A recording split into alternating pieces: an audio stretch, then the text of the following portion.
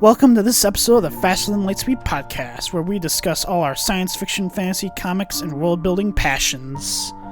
I'm your Captain Kenny Lightspeed with my executive officer, Joey Ash Pacer. I don't know. What title are you? Ash Pacer, you got it. That's such a lame name. It's a good one. I like it a lot. It's my call sign. Does Ash Pacer also not know which sandwich this is? Today we're reviewing Superman Lois. So what I'm referencing... No, shut up! Just earlier, we don't need to put this on the podcast. And Joey got some subs. We don't need to talk about this on the podcast. For himself and a few other people. And didn't know which one was his. So he stood in the kitchen yelling out, Help me! I didn't know what I don't know which sandwich is mine. You could just come down and ask for help. Instead you just stood I had them all opened up. I had them all opened up. And I realized, wow, these 3 subs look exactly the same. Only one of them was on a croissant. And they were all probably wrong. I'm like, these could be anybody's. Each of them could be anybody's. I didn't know. It's just like, yeah, you could just ask. You're insane. Why are we talking about this on the podcast? You find somebody that knows. We're starting the episode over. No, I'm keeping this in. Why'd you need to bring this up on the podcast? It's so funny. Just imagining you, for pretty much an adult, standing in the middle of the kitchen with these sandwiches. I have a lot of things I wouldn't say I'm an adult. Help! I would not say I'm an adult. It's so funny. I'm not. Help me! I'm legally an adult. Which sandwich is mine? Help! I have the freedom and responsibilities of an adult. You could just come down and ask me, like, hey, can you help me? Which sandwich is mine? I didn't. They're all opened up. What am I gonna do? You just stood there. Want me to take a photo? Well, I could went back upstairs with you. I could have helped or whatever the hell. They didn't give us a receipt. Instead, you just stood there. They didn't give us a receipt. We were online, so the receipt's online. Can you show me a receipt? Oh, it's not you. It all circles back on you. No, it doesn't matter. You order the food. The funny act is you standing in the middle of the kitchen. You're assuming what happened. I heard you up there. I was down here eating my dinner. There's more to it. Something else. You're just standing there. Help! Help me! It's so funny. Can we talk about Superman Lois? Can we talk about the news? Okay. Well, we don't have any news. Do we? It's been so long since we talked about the news. We don't have any news. We've got 2 reviews. So in this episode, we always do 2 reviews. It's not unpopular. But this is entire. So in this episode, we're taking on 2 reviews of a couple series that wrapped up these last couple weeks. We're going to be talking about the 2nd season of Superman Lois, and then the 1st season of Star Trek: Strange New Worlds. One is definitely better than the other. Stay till the end to find out which. Picard is better. Picard season 2 is the best one. Oh, man. Halo show of the year. So, Alan, do you have news? What news do you have? There's the Andor stuff. Did you see the new Andor stuff that was released? Not really. I saw there was an image of Diego Luna with Stellan Skarsgård. Okay. I wouldn't call that news. They announced that this entire season of Andor will be taking place over 1 year. And they'll give out details about how long the 2nd season will take place. It'll be over, I think, several years. Okay. Which is cool. Interesting. Anything else? News about the Fallout game. Fallout show. Game? Fallout show. Show. Okay. Fallout 5 was confirmed to come out after Elder Scrolls 6. Who cares? Elder Scrolls 6 isn't going to come out. Till 4 more years. No, I don't think it's even going to come out. Really? 4 years? Yeah, right. I think it's going to be 6 years. 6 years? Yep. Calling it. Fallout 76, I think, came out in 2018? Okay. So we're already going on to the 5th year since Starfield. We'll be fine. Usually new IP take longer.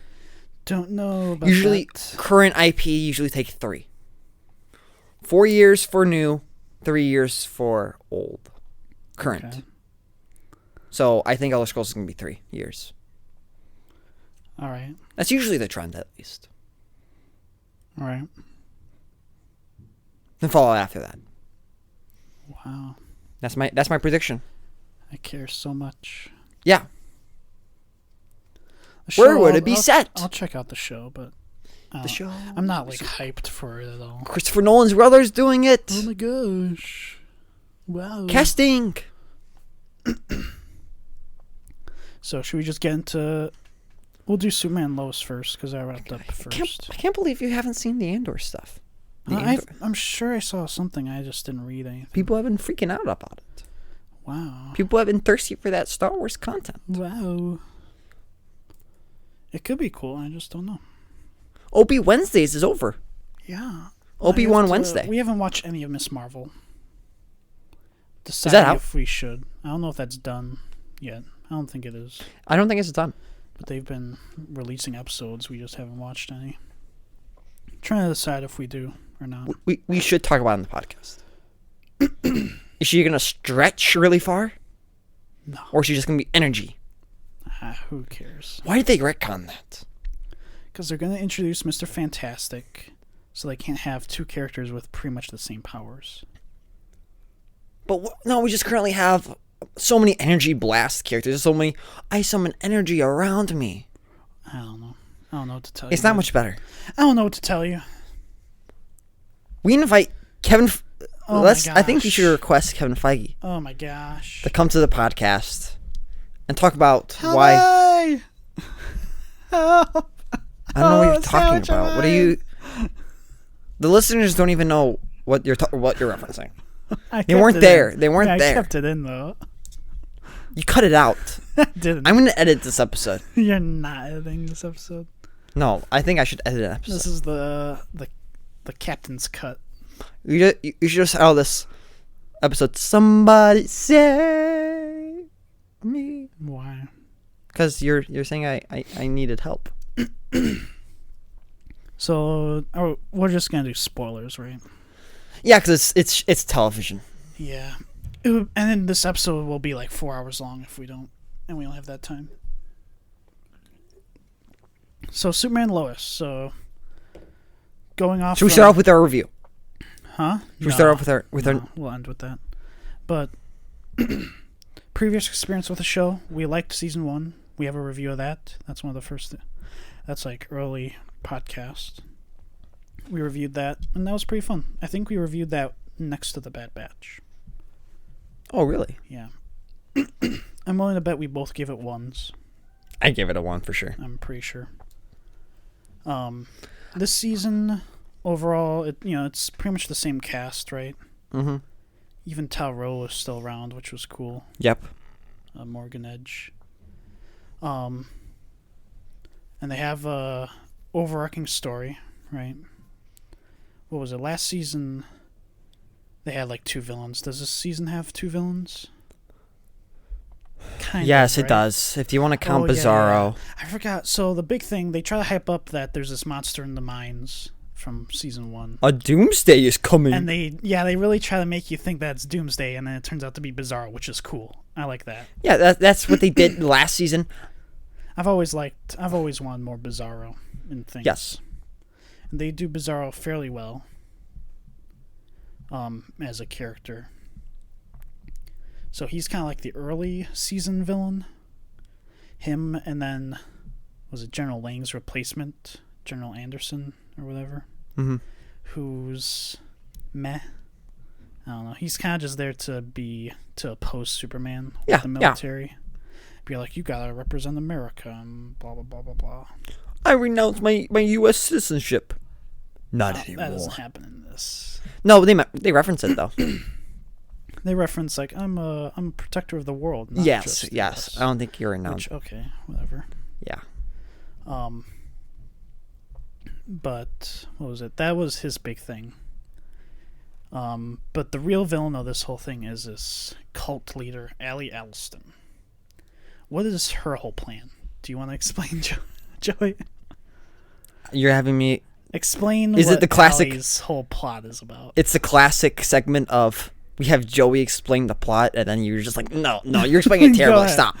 Go ahead, give it a try. So she is based off of Chloe Sullivan from Smallville. Oh my gosh. Which, if you do not know who that is, the actress who plays her, Allison Mack. She's also named follower of a cult, dude. Yes, Allison Mack. She is a cult leader. No, she was. That was a. She was a part of a cult. Was a part of something. Yeah, she was in a cult. This is the leader, though. This is a leader of something. In here. Why are you trying to bring real world? Stop. Because you have to mention it. No, you don't. They're obviously linked. Literally don't. They're both named Allie, and they're both in a cult. Oh my gosh! Why you can't. Did I let you explain this? They're both in a cult. All right, the listeners know what I'm talking about. No, they don't. Yes, they do. So they're both named Allie, and they're both in a cult. Just focus on what it wants to do. Otherwise, this is going to take way too long. Okay. So. Focus on the actual plot and don't get sidetracked. Allie, she wants to merge with the Bizarro world, but we don't know that yet in the beginning. No. She's like, merge with your other self. And it's like, what the heck? She's going on about, like, oh, you have to be complete. Yes. And through my process, you'll feel complete. Yes. And we were like, what is that supposed to mean? And then once we see Bizarro, he's like, I need to kill Allie. And Lois Lane's sister is a part of it, right? Yep. What's her name? Lucy. Lucy Lane. Yeah. Yeah. You're not going to explain any of that? I'm like trying to set you up, dude. Oh no, Lucy Lane. It's like, yeah, that's a thing. We went right into spoilers. They've all seen it. What? They've already seen the show. But talk about, like, do you like Lucy showing up in this season at all? Sure. Or is she just annoying? No, she's great. But explain, because Lois has the personal vendetta against... Yes. They're arguing, because, like, you can't make fun of Allie. And then Lois Lane's like, no, she literally almost made you die. I saved your life. Parasite, blah, blah, blah. Because she's Parasite in the comics. Or she's some version of Parasite. She is not my Parasite. Which is a character that generally is just able to take a character's powers for a time. Mm-hmm. So generally they'll, like, touch Superman. He'll touch Superman and take his powers for a bit. Mm-hmm. Or he'll touch the Flash or whoever. Or even... Yeah, he'll touch whoever, and then they'll get weak, and then they get their abilities.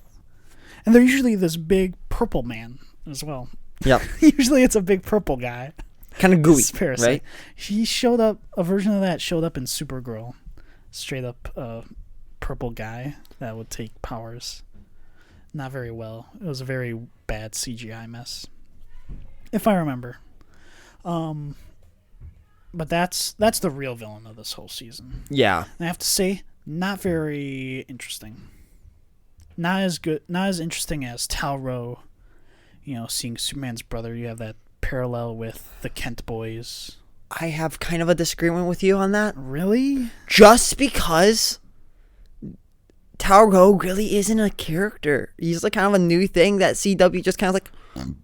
I don't care about Superman's mythos in his comics, so we're going to make up this character out of nowhere. Edge. I thought he was good, though. I liked him. I like the idea of he has a half-brother that came here. It's something other than just putting in General Zod. Yes. They could have done, but been like, okay, Zod's all right, whatever. It's more about, like, what would have happened if Superman wasn't raised by a nice family. It's somewhat like... in Smallville, what they did with Davis Bloom. I know. Or even more to the dark side. Yeah.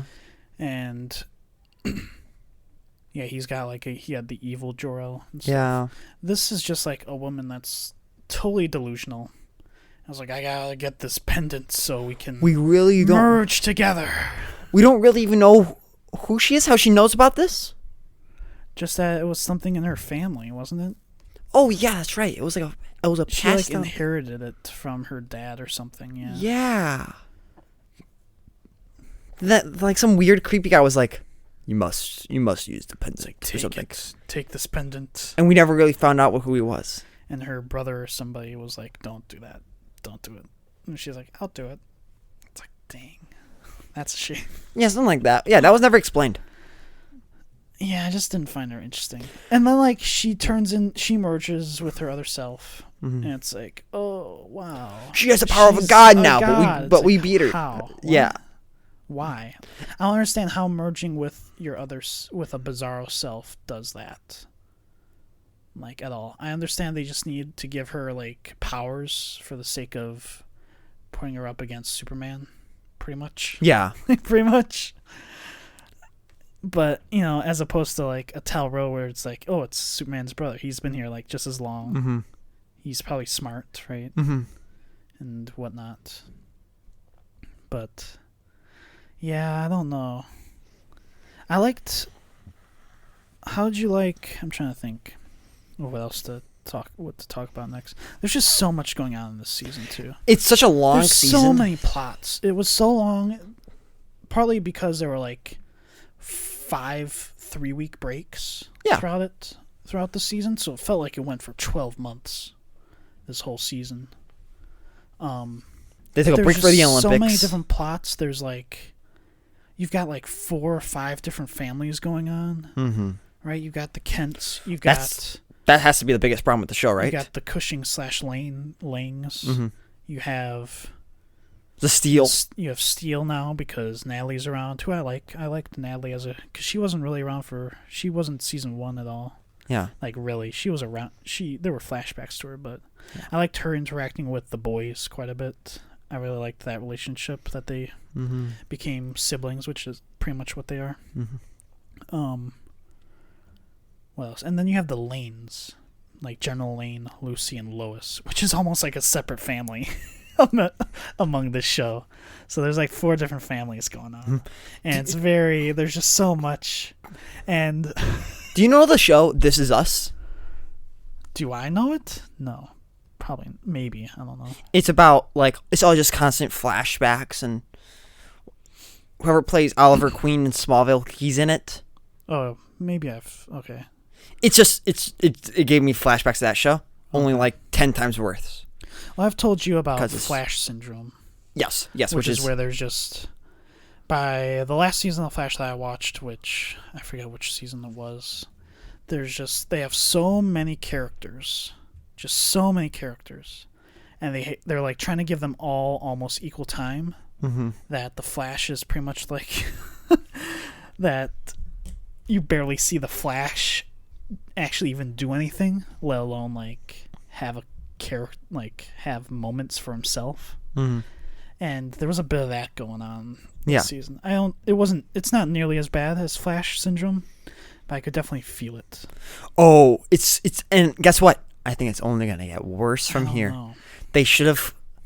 I just get all this. I get such a bad feeling with the show. I don't think Lucy will stay around, so I don't think we'll have the Lane family going on much. We gotta get rid of the Cushings too. The Cushings, I don't know if you can get rid of them, because there was the whole thing about Lana becoming mayor, and then like the Lang/Cushings have like so many things that go on throughout the show, but it's so disconnected from the main plot. Where there was a moment in like the last or second to last episode where Sarah or Sophie or whoever, one of the Cushings, sees Allie on the TV and is like, "Who's that?" I'm like, "Really? That's how disconnected you are?" The main villain of this entire season. This is like the last episode. You're like, you don't know who that is? Yeah, crazy, dude. That's how disconnected they are from it, which should show maybe they shouldn't be so heavily focused on. Yeah. Something else that this season really... It's not even like they're bad characters or anything. It's just so disconnected. No, I like Kyle. It's so Kyle, the little girl that's... Kyle, you either like him or you hate him. Oh, yeah, that's... it's never... he's... I don't know. It's kind of nuts, that character. Uh-huh. He's just... Yeah. It's like a wave. I think they got to get rid of the Cushings. I feel like if one family has got to go... I don't know. It's just, so disconnected from everything that's actually going on. We should talk about the direction that they should go after. Like what they should do for season 3, I think. Okay. Because obviously season 3 is happening. Okay. I think we should talk about that at the end. But... Sure. Yeah, the villain absolutely sucked. I just think they kind of sucked in both seasons. I wish they kept Bizarro around. They killed him way too fast. Yeah, they did. And then I don't know why they had to kill him. I really expected, what's his name, the general guy? Anderson? Yeah, I thought he was going to be Cyborg or Superman. Anders, I forget which. Yeah, whatever. I thought he was I proposed that to you. Yeah, I was like, I could see that. I don't really know. I think cool. Cyborg Superman, isn't he Supergirl's dad, though? There's a version you mean in lore? There's a couple of different versions of him. There's one that's Zor-El. There's also one that's a character called Hank Henshaw, I think, who has a couple different ones. Mm-hmm. They did like one or two versions of that in Supergirl. Yeah. Big revelation in the show. Not same Earth as Earth Prime. Yep. Where I was going to get to that. In the finale, General Lane's like, I've seen lots of other worlds, and they have many different heroes, leagues of heroes, but on this Earth, we only have one, and it's your dad. It's Superman, like straight up. And it's like, wow, okay, interesting, right? That's a real that's like almost no wiggle room for saying that there's a Flash. Right. 'Cause I was saying like, oh, maybe like Superman's like the only true superhero because obviously Superman is more powerful than the Flash and I don't know if Batgirl, more powerful, Supergirl, all then like Green Arrow, sure, right? Yeah, but I think that's not true. I think the Flash would definitely qualify. The Flash could go toe to toe with Superman in some cases. Yeah. If it was a race, who do you think that would win? Didn't you see the end credit scene in Justice League? It depends. Who wins? Yeah. Depends. Either way. Smallville, Clark wins. Yeah. Yeah. Because once he learns to fly, he's like, oh, yeah, I can beat him. He becomes super after that. What were we saying? We're just talking about Oh yeah, not twist. Some people describe it as a twist. I'm like, that's not a twist. That's a reveal. More or less. Which is, I think, good thing. Supposedly, what was it? I read some quotes from the showrunner or producer or something about they've been kind of trying to figure that out for a while. They like almost purposely kept it vague for a while. And that I think he played off as like, we knew this, we just didn't want to concrete it forever, or they were trying to figure out some way to reveal it or something. Mm-hmm. But I think they were just trying to hedge their bets in case the Arrowverse started to crumble, which it kind of has. Yeah, I don't know understand. What shows are currently going on in the Arrowverse. The Flash? I know Supergirl's pretty much done. It is done, isn't Flash is going, or has been running still. Arrow's done. Arrow's been done, but that's been done since Crisis, so that's not like... That was like a planned done. That wasn't like cancel. Legends might be done. Batwoman, I think, is done. Batwoman's done? I think so, Isn't Batwoman a different universe, though? No, Batwoman became a part of Earth Prime. Okay. Batwoman was always a part of the Flash Earth, I think, actually. Okay. Yeah, so... And then became part of Earth Prime. I forget if Stargirl is its own Earth anyways. Yeah. Mm-hmm. And there were some projects that they were going to do that didn't come. Yeah. I think it's probably because of all the HBO backing, all the HBO Max backing. I think they're really seeing like, oh, no one's going to want to watch our DC DC shows when you can watch Peacemaker or all these other DC shows that? I don't on know. HBO Max. It's very different, right? I think they're worried about the competition, so they're kind of bailing out of the market. I don't know. I'm willing to bet that the shows haven't really gotten much better. That's why I'm betting.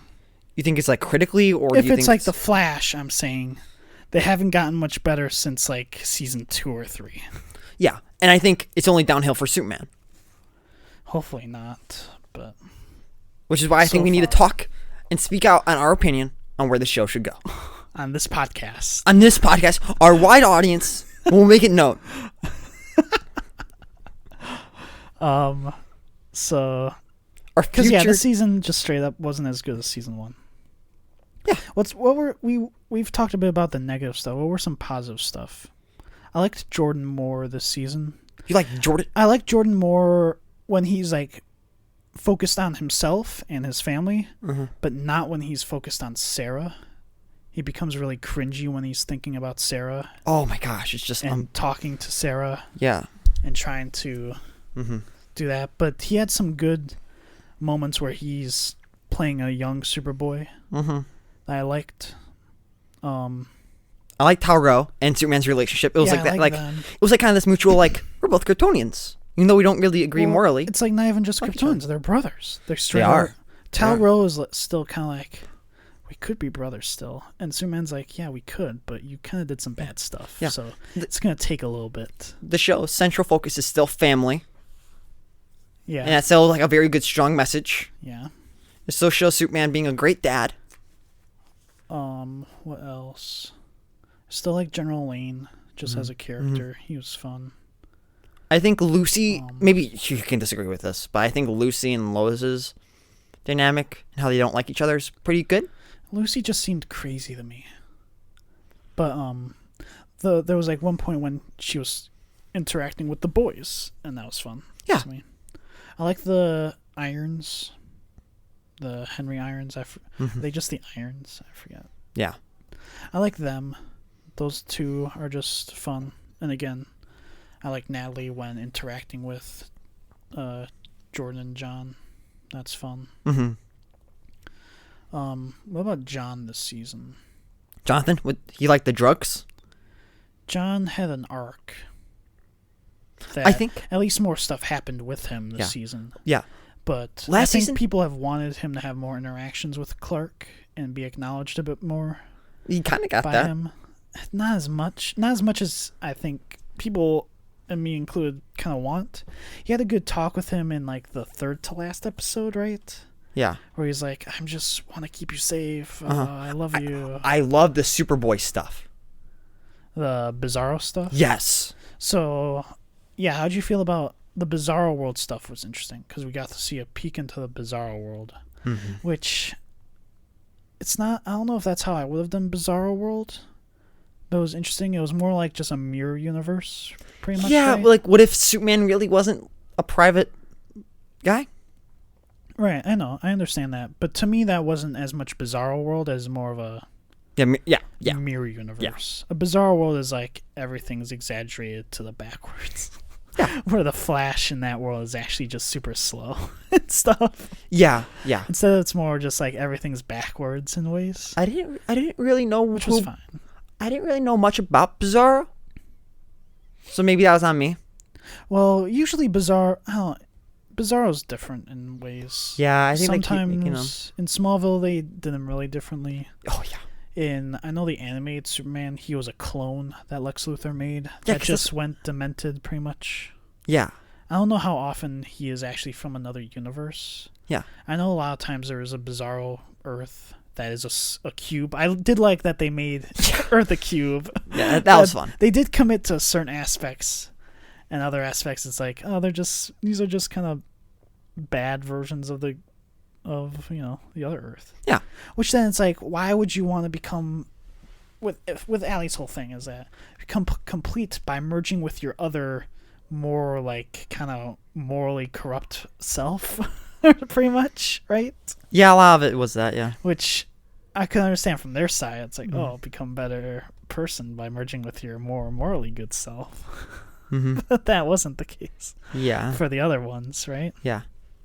Oh, but I want to go back to the Jonathan thing. Yeah. I thought maybe he would start becoming more mature. Because obviously last season we saw him drinking a lot more, being like the cool guy. Yeah. I'm hoping this kind of more humbles him, and that he kind of starts taking on more of that role of responsibility. And obviously there's the thing with him and the chair. And obviously there's that one part with him and what's his stepsister's name? Stepsister? Half-sister? Half-sister? Or you're just saying Natalie? Yeah, Natalie. Okay. Natalie. It's not really, though. How they're like, we gotta get you ready. And I just don't want her to make him a suit, though. That's a little lame. He has to do it, yeah. I would like him to do more like... Well, if he learned magic. Oh my gosh. Magic? Kryptonian magic or something. Kryptonian magic. Right. That's I don't know. Well, see, Atlanteans sometimes have magic. right? Why can't Do they? Kryptonians have magic? I mean, in Young Justice that I've watched, they have like a school of sorcery and stuff. Yeah. Okay. I don't know what Mera and like Aquaman, what her thing is. That might have just been a genetic thing. Yeah. Sometimes they have magic. I like the direction that Jonathan's going for. The idea where he has superpowers and he's like, I'm Superboy. I think it's fun because we all kind of expected him to be the one with powers anyway. Yeah. I think it's fun. I don't know. I just You're want to go saying on, in the Bizarro world. Mm-hmm. I want to go on record for whenever there was an argument between a guy and a girl in the show, the guy was always right. And I would be in my college dorm room just smirking. I'm like, Jordan, I agree with What you do you mean was wholeheartedly. right, but they didn't get the final say. They Probably didn't. not. But it's like, you could just tell, like, I'm just smirking. It's like, yeah, Jordan, you should absolutely be mad on Sarah for cheating on you and kissing somebody at camp. Yeah, I don't know. Yes, Jordan, you're right. Clark, guess what? You're right. The only person I kind of agreed with was Lois, which is, of course, no doubt. Sure. But Lana, I don't think she was right on a single thing in the entire show. Whenever she was in an Her whole argument. campaign to become mayor was interesting to me. It was out of revenge. It was out of revenge. It was like she didn't like the mayor, right? Uh-huh. So she's like, I'll run for mayor. So she goes to run for mayor. She has like a party or a open house or whatever. Uh-huh. She's taking questions. Of course, like anybody would ask, would be like, how can we trust you? You did the Morgan Edge stuff, and blah, blah, blah, blah, blah. And she had like no answers for that. It's like, really? That's the first things you should be ready to give answers for. That's like literally, if people are going to blame you for something, it's going to be for that stuff. Yeah. Because even last season, you were being blamed for that. Yeah. You weren't even a political position. Yeah. So to me, that was crazy. And that should have shown like maybe she shouldn't be mayor if she didn't think of answers for the most obvious questions that she could have been asked. Yeah. Like attacked with. Crazy to me. Yeah. And then I don't remember. Then how did she actually earn people's trust? Was it she started doing social media with Sarah or something? Oh yeah, she started doing an Instagram live. She started doing like live things, and like pretty much she never was confronted with that again. And then won mayor. She became mayor then. That was kind of weird to me. That was weird. Yeah, Alana was a little off. I don't know. Yeah, it was to me that was like. I feel like we're going through a lot of dislikes, but I think we just got to keep this train going, and then we can talk about the good things afterwards. I'm trying to think of what else I liked. I I still like. I thought the show started off great, and it got worse as it went on. Because it was pretty much went downhill after Bizarro died. In my opinion. Yes. Did I mention that to you? I don't know. I definitely said that to somebody. Sure. I don't know if it was you. Yeah, I think it started going downhill when Bizarro died. You got to see a bit of Bizarro's former life, but it was weird though that they made him look like Bizarro, but everybody else from Bizarro World just looked like people. They had an explanation for it, wasn't it? That they like. Yeah, it was. Mutated He was him? doing drugs and got mutated. Oh, much. yeah, He yeah. was taking kryptonite, which to him would have acted like if he was taking X kryptonite to give himself a boost. Yeah, that. Which I don't know. I wish just everybody looked Bizarro. Kind of, right? Sure. That would have made me a bit more happy. Yeah. But whatever. Yeah. I thought the performances were all great. I did not like how everybody knows Superman's secret now. It's no longer Not everybody. Oh no. Oh yeah, because Chrissy was around. Chrissy. It's weird that Lois Lane has a boss in this that she has to answer to. Yeah. Is that weird to you? Yeah, I feel like she's there to give Lois a boss, which I don't know if that makes sense. They should be partners, but even that. Yeah. Because what she knows now, she learns like at the end, The Cushings now. and then Lana and Sarah pretty much know. Yeah. Which, yeah, this is another part of Flash syndrome, where every character, oh, I meet you, I'm Superman, hello. Hello, I'm the Flash. My name's Barry Allen. You want me to see me fly? Do you want me to go pick up a car? And everybody's like, oh, you're the Flash. Wow. It's that show. Literally, everybody he meets figures out in the same episode that he's the Flash. It's crazy, dude. And then he wonders, like, oh, I wonder. It's like, oh man, Reverse Flash figured out how to go back in time and kill my parents. Maybe you should have kept your mouth shut, Barry. He wouldn't have known who your parents were. Oof. Yeah. Whatever.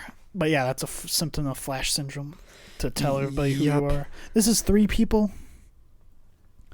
Which, when in Smallville did he start telling people? Season 2? Season 3, I think. When did... No, it was season 2. Spoiler because Pete found the spaceship that got caught up in the tornado, which was season 1 finale. Okay. So, season 2, he told Pete, his best friend. Right? Okay. And then season 3, I don't think he tells anybody. Maybe season 4, Chloe learns. I don't know. I don't remember who learns after that. Yeah, I don't know. There was no Freak of the Week, really, in this show. They didn't really do that in season 1 either, really. Last season they had the whole, I'm the kid that has he showed some back powers. up. He wasn't just a weekly guy. He showed up back in here. Yeah. He was a part of the Superman of America or whatever. But we didn't really have anything like that for this. No. Like I would have wanted to see maybe Jonathan and Jordan, like maybe that one football guy who was using the XK. He was like, okay, let's try to take him down, and like that was like the freak of the episode. Yeah, I know. Jordan had some good moments. He saved John like once or twice from the drug dealer. Yeah. That was, I just XK'd. Yep. He attacked those other when Superman was gone for a day, for a month or whatever. He had a moment then. He learned how to fly, which was cool. Yep. It was just, he was cool throughout. They kind of got rid of his whole anxiety thing.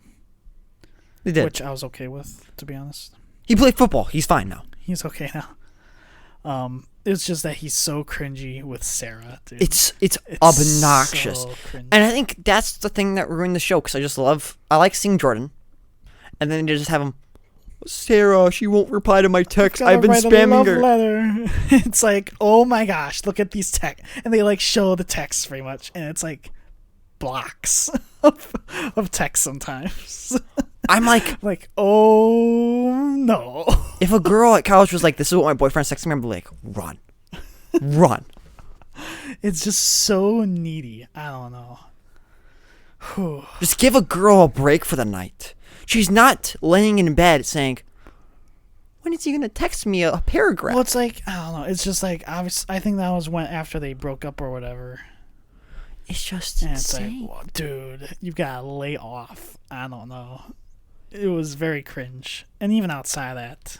They want to give him something to do that's not superheroing. Yeah. And that's his only other thing. Yeah. Give him some other things to do. How about we give the boys a good group of friends that we get to know? Yeah. They need a Pete Ross. They do. But that's also what I loved with him, John, and Natalie as a team. But they're still family. Because they were like, oh, we can do some like side hero. We can go into the mines and get into trouble. That's cool. But fun. But you still need a group of like boys. Oh, that was never really a thing in Smallville, really. There was the It was just him and Pete. They had and Chloe. I would count Chloe as friends. Right, but you said the guys. Right. That's Natalie. Look, I want to make it a real world. Might as well be Natalie. Okay. And then no, I think out of family members, they're all related to each other. It's not really though. Yes, they are. Lois Lane had different they're basically cousins. Whatever. If identical twins got married to separate people, but the mothers still have the same DNA. Oh my gosh! Why are we getting into this now? Then they're half siblings. I get what you're saying, but I don't care. So they're cousins. Whatever. They're not. Who cares? I don't care. Yes, they are. The cousins. So that's what I say we should do. We should do it. We'll do that. Okay. Because I think we should film. Great. Season 3. Should we talk about what we want in season 3? I'm trying to think of if there was anything else, any other plots, subplots. Because it feels like so long ago that we started this. That It's been forever. We started episodes. We talked about Talro. We talked about. Got to see more of Clark's like holographic mom, who pretty much replaces Jor-El. Mm-hmm. New fortress is fine. They build a new fortress looks at the end. way cooler than the first one. It looks like a legitimate fortress of solitude. Yeah, and not just a cave. Yeah, which I wasn't happy about, but I'm happy about this now. I remember seeing that. It was like, I am not excited for a TV budget Fortress of Solitude. But Smallville did it really well back in the day. Somehow. They had like a really good set for the fortress. They did. Where did that set go? They must have tore it down, right? There's no way. Yeah, obviously. They still what do you mean, obviously? They still kept the freaking house. The Smallville house. Somebody else probably owns that, though. Somebody probably owns the Fortress of Solitude. That's not how that works. Yeah, what's your predictions for season 3? Predictions or what I want? What sort of villain would you want or hope shows up? I want Mr. Pidalick. Okay. I want him to show up. Okay. He would be probably more of... the way the show works is that you have the introduction villain, right? It's like, oh, this is the villain. Then they trick you. It's like, he's actually this villain. Got you. Okay. And then there's actually like, this other subplot. He's the main villain all along. Mrs. Pidlick isn't really He's the introduction He's villain. like a one-episode guy, though. He's not a multiple-episode guy. He's the introduction guy. No, because all you have to do to get rid of him is you have to get him to say his name backwards. But they would have to figure that out. He would have him causing a little trouble. And again, Supergirl did that. And even though it's a separate universe, it's done. It's been done. Supergirl, don't listen to Supergirl on what they did. I'm just saying that it's pretty much... I want to see a small little floaty man with a big head, with a little hat, going around and messing with... I would like to see a Lex Luthor in this. There was something on Twitter that that's right. Stop banging on the table, dude. I'm excited for this episode. Because I saw a tweet, because in Supergirl it's John Cryer, who was actually, he played Lex Luthor's like nephew or something in Superman 2 or something. Superman 3, one of those Superman movies. Mm-hmm. Superman 4 maybe. But he played Lex Luthor in the Supergirl show, and he replied to this poll that was pretty much asking like, would you guys want to see Lex Luthor pretty much recast in Superman Lois, or would you like him to come back? And he replied to that. He retweeted that and was like, I would like to come back. I would definitely have to play it differently than I did in Supergirl. Which I appreciate that from him.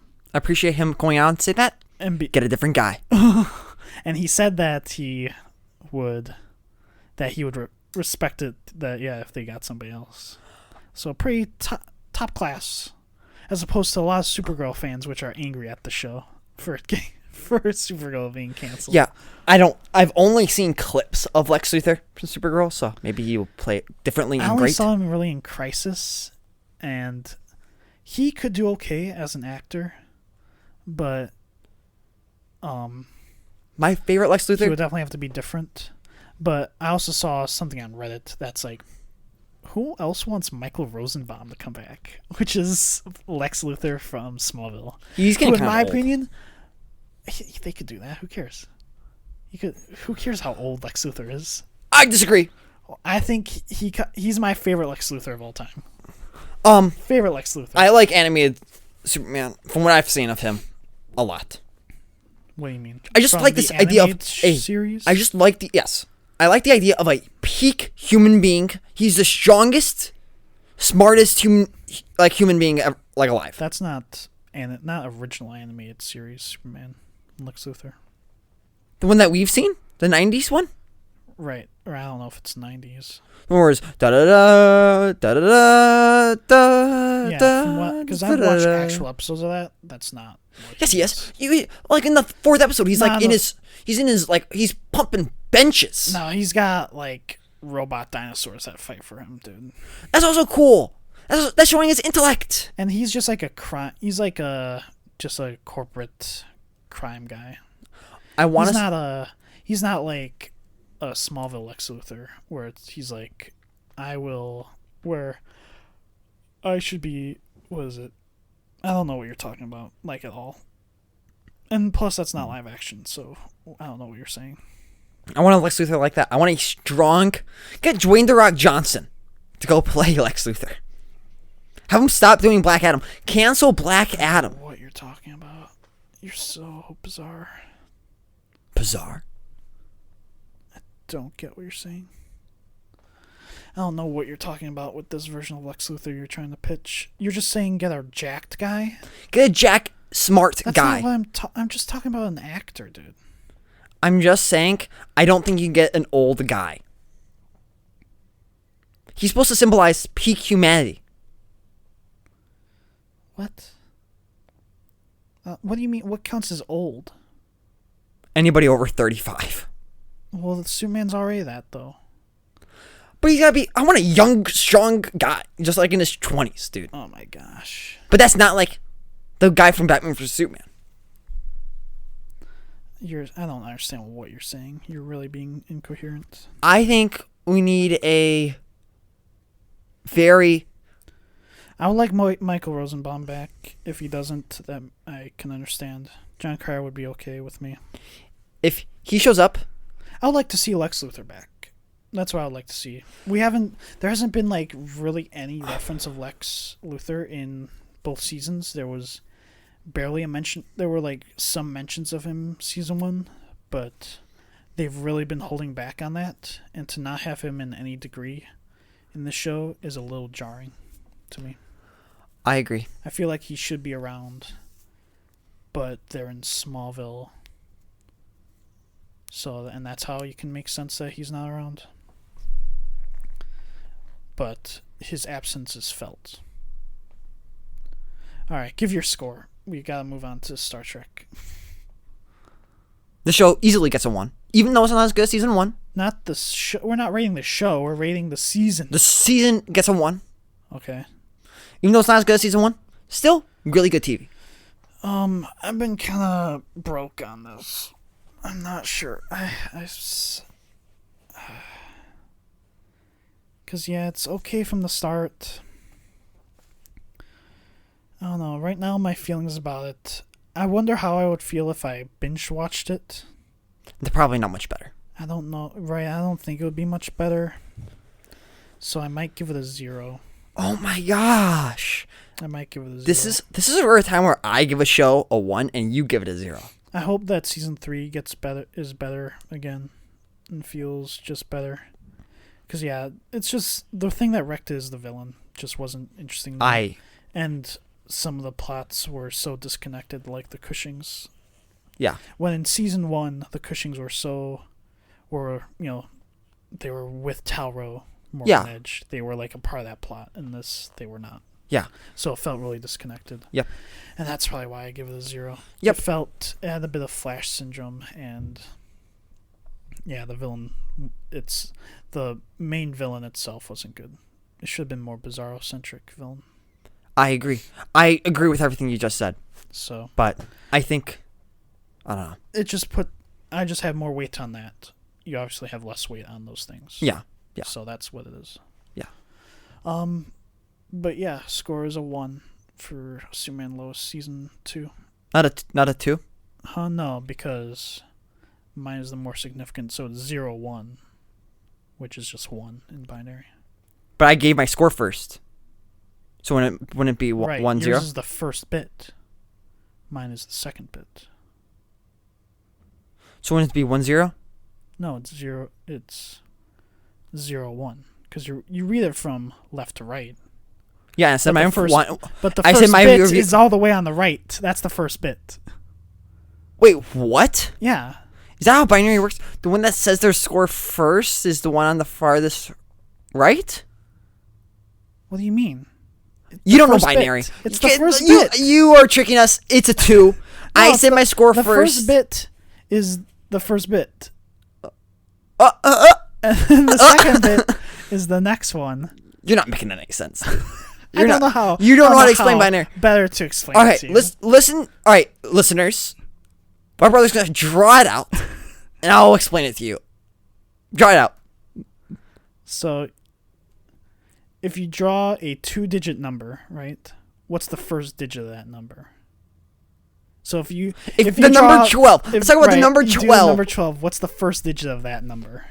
1. No, it's not. That's not the first digit. It's like reading a book. You read it left to right. But which one do you... No, it's not. Which one do you write first? The 1.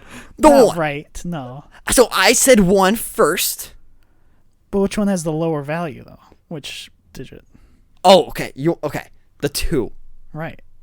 That's the first bit. And then the 1 is the second bit. That doesn't make any sense. How does that work? What do you mean? That's just how it works. If you go up by 1 in binary, that first bit's going to change every time. And the second one will only change 3 times. Every 3 times.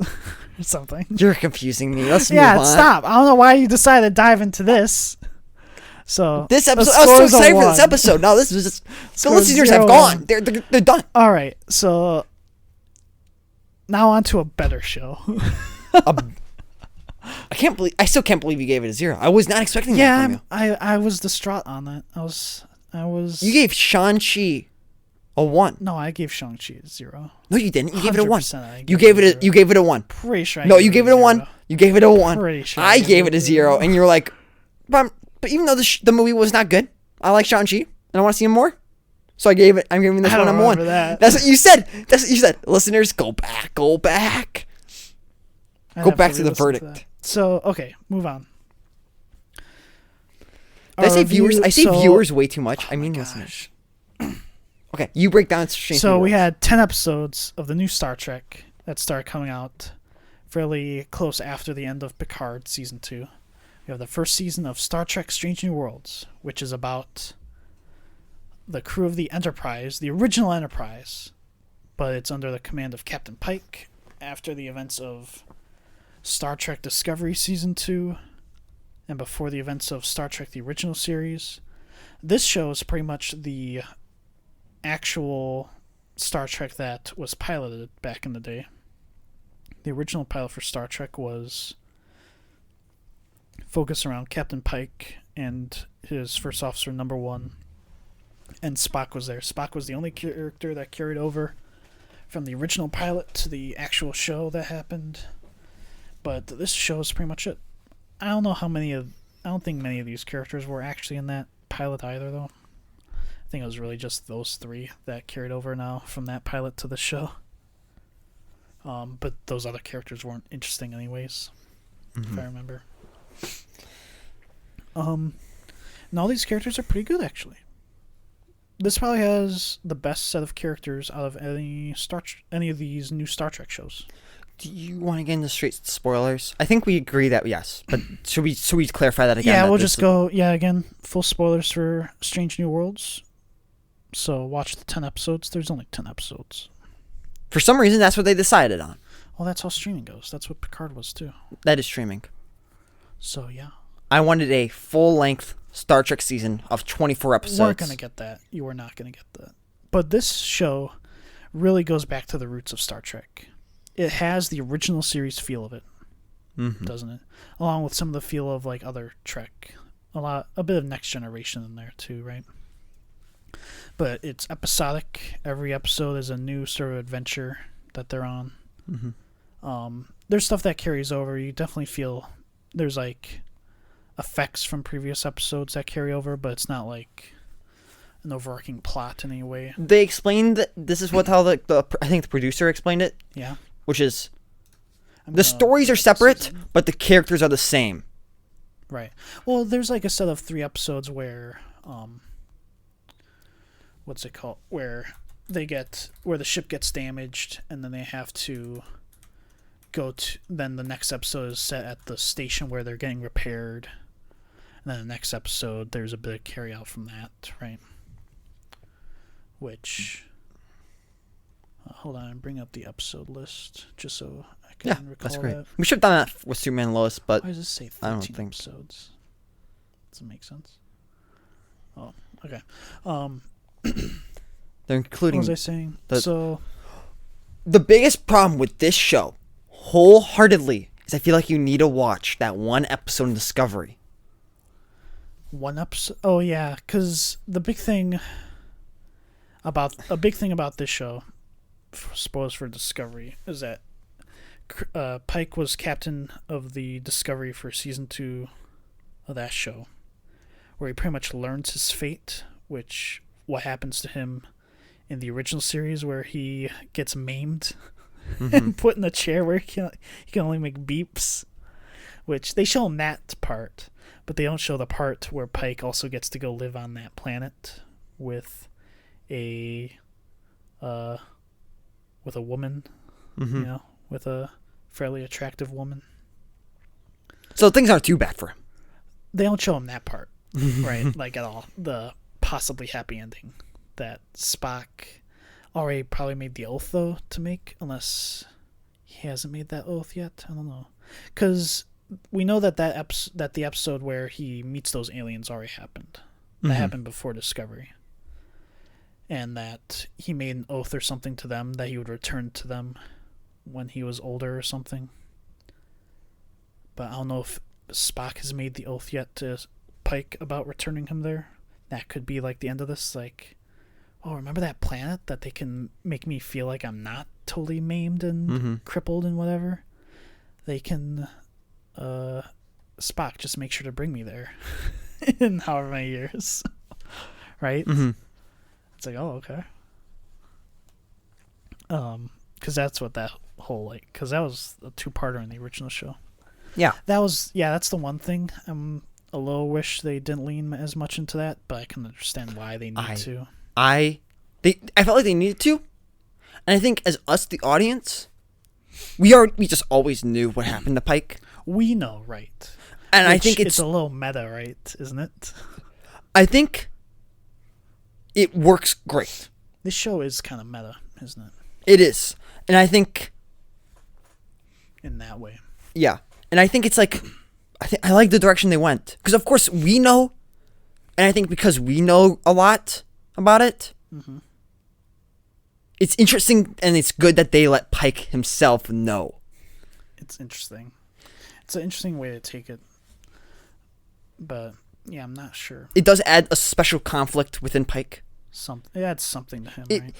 It makes him not as much as a was it not a Mary Stu? What is it called for a guy? Gary Stu. Gary Stu is the it stops him from being a Gary Stu. Okay, but even he knows that I can't really fail. Oh, you mean technically like that? In a way, but not really though. He knows that he can alter the timeline. At least by the end of the season, he knows that. I want to start with the cast pretty much, because we have Captain Pike, we have Number 1 and Spock. They all carried over from Discovery. Yep. Should we? This version of Spock is pretty good. I like this version of Spock. Yep. He's very. Do you like him more than Zachary Quinto Spock? Zachary Quinto Spock is a great Spock for an action movie. Okay. He's a good. Let's jump on some spaceships and then try to do a mind meld with Khan. But this is a bit more like he talks well to be as Spock, right? I think he talks too fast to be Leonard Nimoy. That's my only complaint with him. Okay. Because Leonard Nimoy is very, very slow. He pulls off the Vulcan, for sure. Yes. Yeah. Number 1. Number 1 might be the weaker character in this show, I think, in my opinion. Yeah, she's weaker, but they do stuff with her. There's not a lot of personality to me. Well, you know what I mean? Yeah. Her, and then there's the character La'an. I feel like they're fairly similar. Yeah. And they make a point of also showing that they're pretty similar. That they're friends. That they're friends, yeah. But yeah, I just don't see too much of a difference between them. These just stoic women, I guess, right? Would that be how you describe These them? stoic women. Stoic. The Stoics. Then there's... But no, I think number one just, it's cool. There's not much to worry about. I think she could be the weakest character in the cast. Oh, snap. Maybe. But that's not... It's a good cast, though. Yeah. You know, other than that. Better than all the Discovery characters. Yeah, definitely. Who next? We didn't really talk about... Well, no, we talked about Spock. We talked about Pike. Pike. Let's talk about Ortegas. Let's just go through the bridge officers. Ortegas is almost like a... Oh, she doesn't get an episode to herself. No, she doesn't. That's like focused on her. And I think which that's... I'm fine with. I forgot she's the weakest character, actually. Yeah. That's what I was thinking. It's like, you think she's... I forgot about her. That's how... She had... It was interesting, her in the finale, because she almost filled the role of a different character in Star Trek, almost. But she's kind of just there to pilot the ship and to, like, talk back, but also... she's there for, like, quips, almost, right? Yeah, which I think is okay.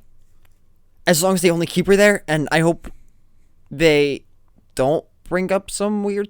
Like, I feel like they could take her in a bad direction. Yeah, I think so, too. But she's... I don't care. She fulfills her purpose. Yeah. She's supposed to be like I'm kind of like Tom Paris, but not quite. I feel like she has she gives me Tom Paris energy. I just don't care for quips. I never think they're really clever, or they just annoy me for some reason. That's it. Like, they don't feel like they're in good faith. Or quips. They are just trying to annoy people. I feel like if we did have an episode all about her, like, just do your job faster. It's like, oh, thanks. Thanks, Ortegas, thanks. Right? That was a lot of her things. So I forgot about her. What about Uhura? Yeah, that's who I want to talk about next. She's great. Very it feels like it could be Uhura, right? I like how she was like, she's still like very much getting her feet on the ground when we've always just kind of known her as like, she's Uhura. She's the one always flicking those switches. Calls. Yes. Yeah. The J.J. Abrams did a good job of fleshing out Uhura. Right. She's also fairly good in some of the movies, but she'd never really had a lot to do, and they gave her a bit more to do in here. Yep. Like they did in the movies. In the movies, they gave her a lot to do. In the show, she didn't have a lot very often. Unless she was captured or something. We can move on to... Who next? How about La'an? La'an Noonien Singh. I liked Leon a lot. You keep calling her La'an. It's not Leon. How do you say? La'an. La'an? Like La'an. La'an. Sure. La'an? Yeah, pretty much. La'an? Okay. I like La'an a lot. Okay. She's great. She's like... It seems like she is like... The writers are like, okay, we messed up a female security officer in Next Generation in the very beginning. Let's try and make another one. And they did it right. You think so? Yeah. Making her... Because they gave her a... Well, it's almost... Because you bring up Tasha Yar. Yeah, that was her name. Because she also had a tragic backstory, right? Filled with violence. But La'an also does. Her family was basically eaten by Gorn. I don't know what makes her better than Tasha Yar. What makes her better? First off, she doesn't just... Tasha Yar just screams whenever something bad happens. It's like, really? Can you, like, I don't know, grow some balls real quick? I think she just... Her episodes, this episode's focused on Tasha, were, like, some of the worst episodes of that show. Oh, my gosh. And I don't know if that was necessarily because of the character also in those. It was also just bad, like, episodes, just overall. Well, it was... First off, she was in, like, what, the first 2 seasons of Next Generation? Only the first one. First one? Yeah. Yeah. Every episode back then like was bad. The first 20 episodes. Every episode back then was bad, so... It was like the third episode, technically. Fourth episode was a Tasha Yar-centric one, and it was like a tribal planet or something that she got kidnapped by, and there was some weird... a lot of people called it like it had racist undertones, like but it might have not meant to have been. But it was very like caricatures of some stuff.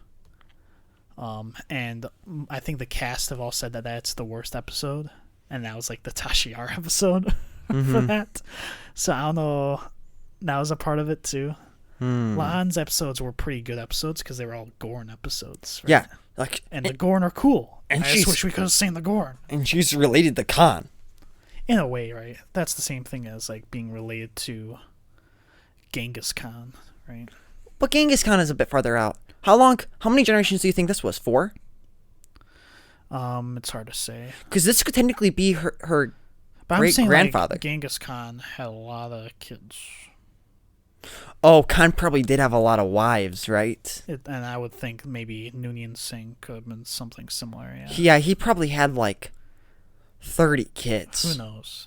I'm saying that it could be something similar to that. Khan really probably knew how to pull women.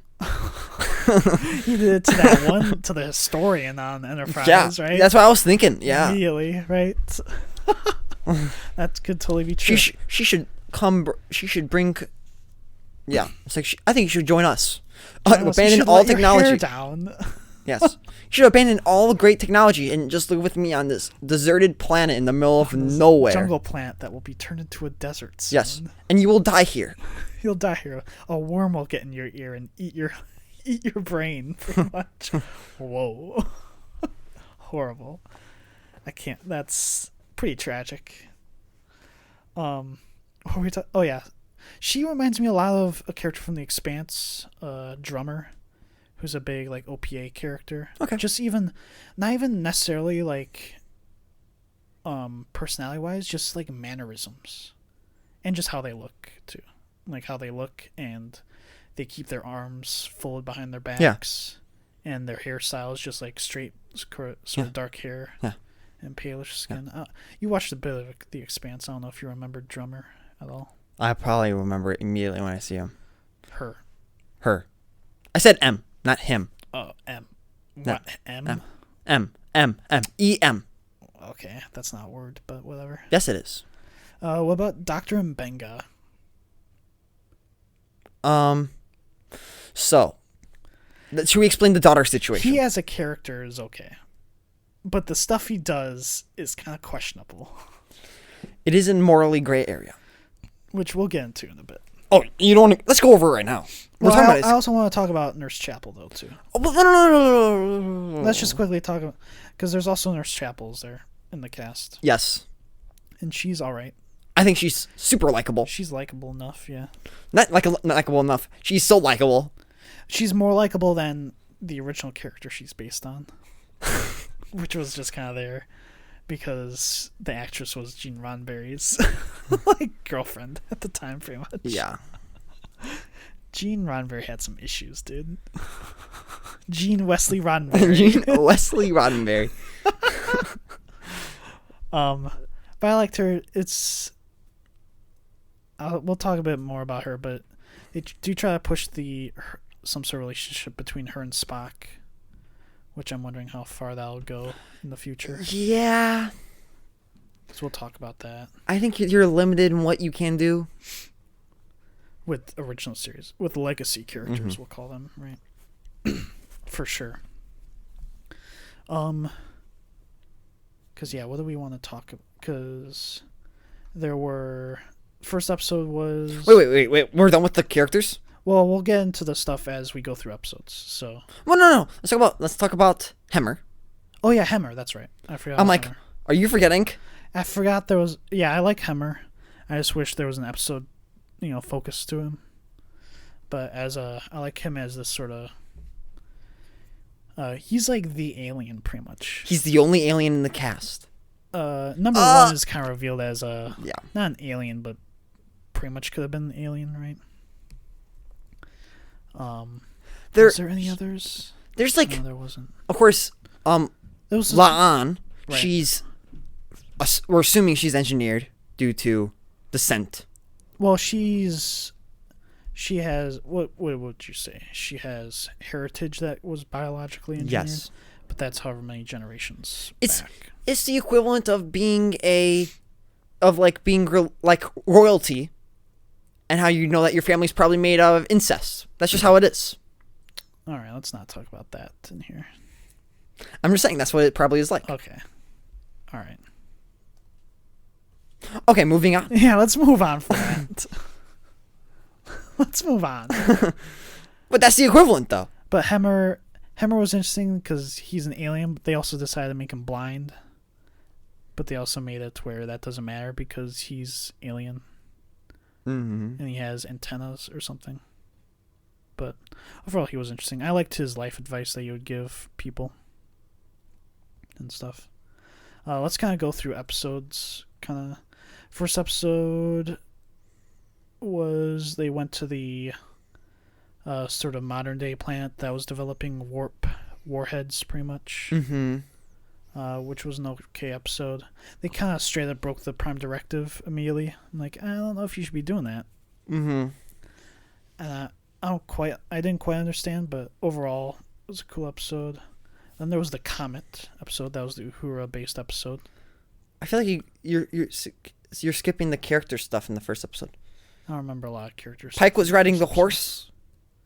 It was a lot of just setup like, okay, Pike, get over yourself right now. Let's go on an adventure. Yeah, I like that a lot, honestly. So the Comet was the Uhura episode. One of two. Was there another Uhura? This was the real Uhura episode. Where she had to translate the egg that actually was music, right? Mm-hmm. Had to use music a bit. Mm-hmm. Which was cool. Oh, yeah, what about Sam Kirk? Do we bring up him? Oh.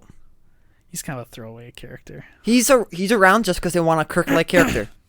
Not even a Kirk-like character. They wanted to want tease Kirk. you, pretty much. You wanted a Kirk. He's pretty much comedy relief, right? Yeah. Pretty much. Back to that. And he has a great stash. In that episode, they also made it interesting about whether or not the aliens that were protecting this comet, that was like a religious thing for them, whether or not they were right. That this comet, like, had to do with fate or something, right? Mm-hmm. Yeah. That was interesting, I remember. Mm-hmm.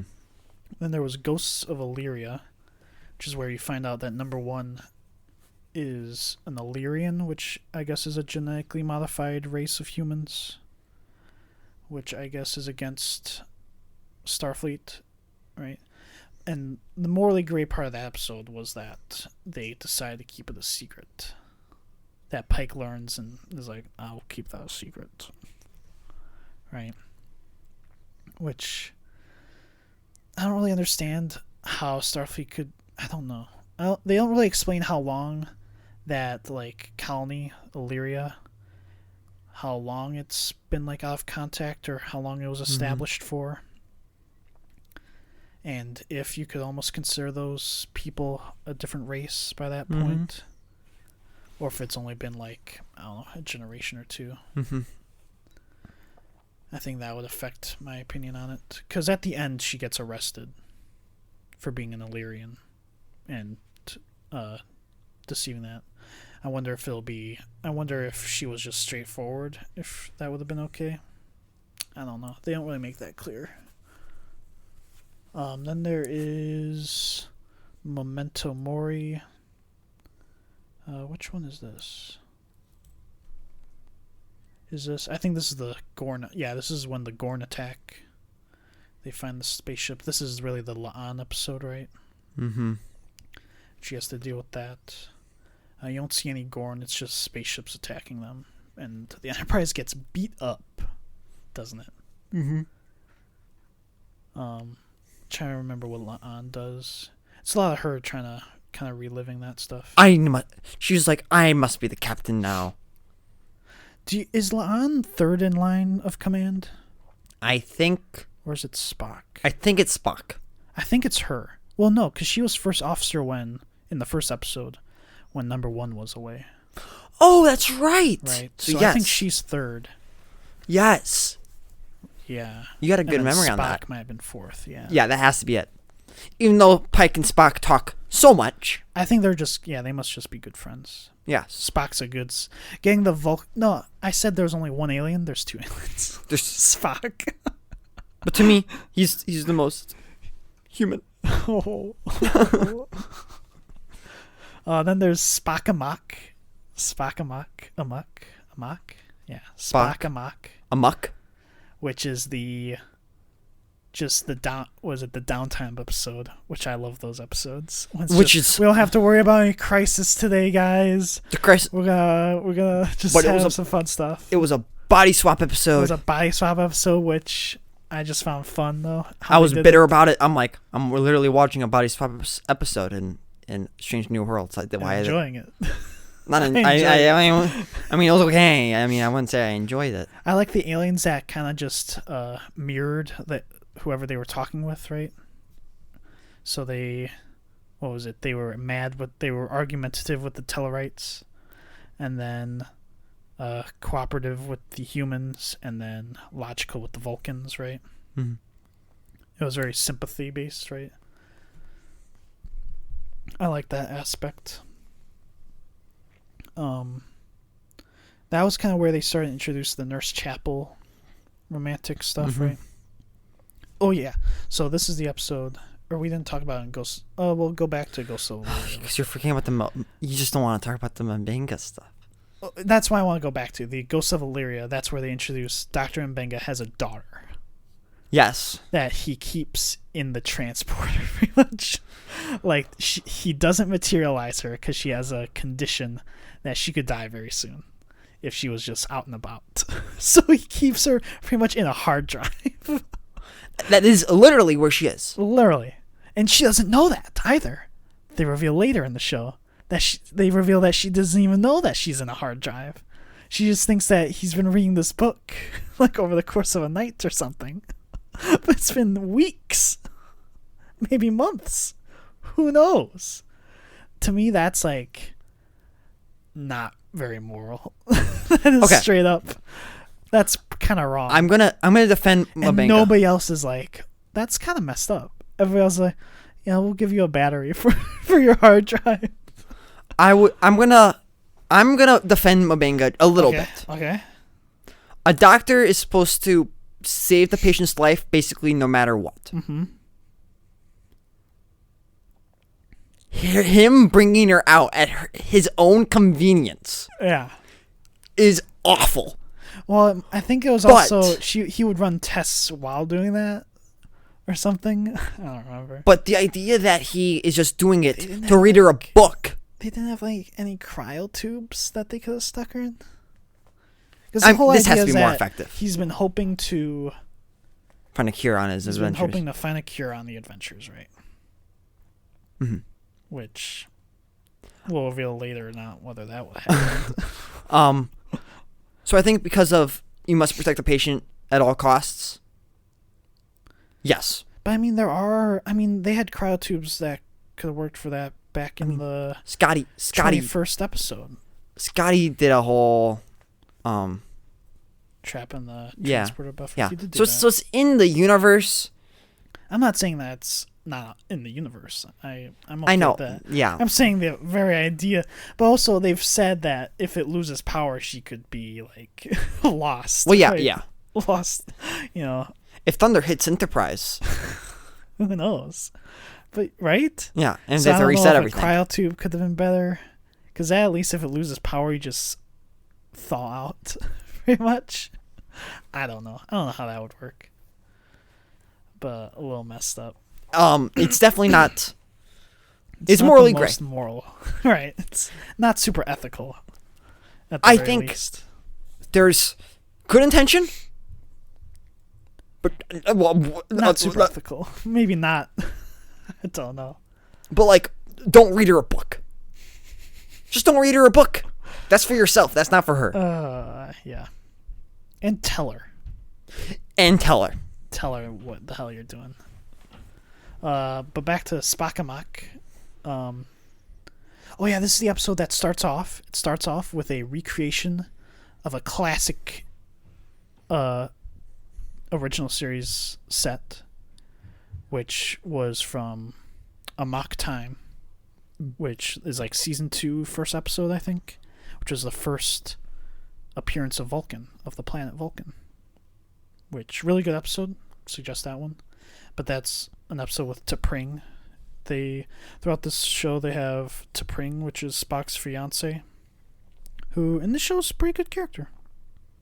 I like her not too much, but that's okay she's though, okay. because I don't know if I want to, because you haven't seen that episode, have you? Should I tell you what happens in that episode of the original series? You can say it.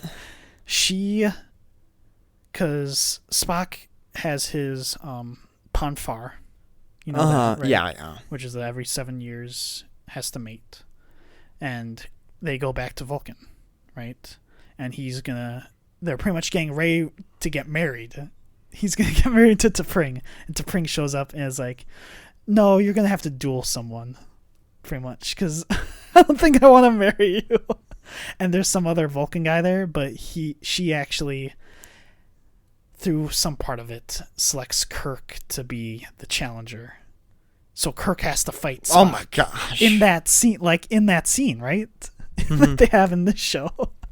So, through some stuff, McCoy manages to drug Kirk to make it seem like he dies in the duel with Spock, and that quells Spock's Ponfar.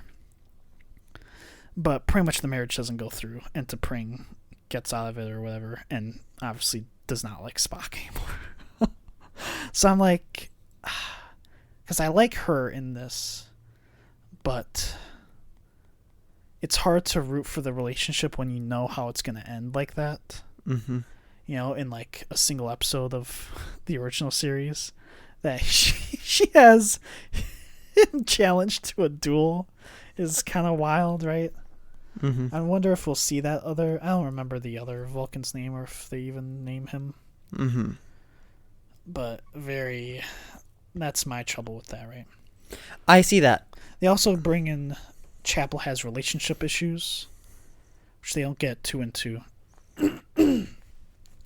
But they say that she has trouble getting into relationships, or because she has like a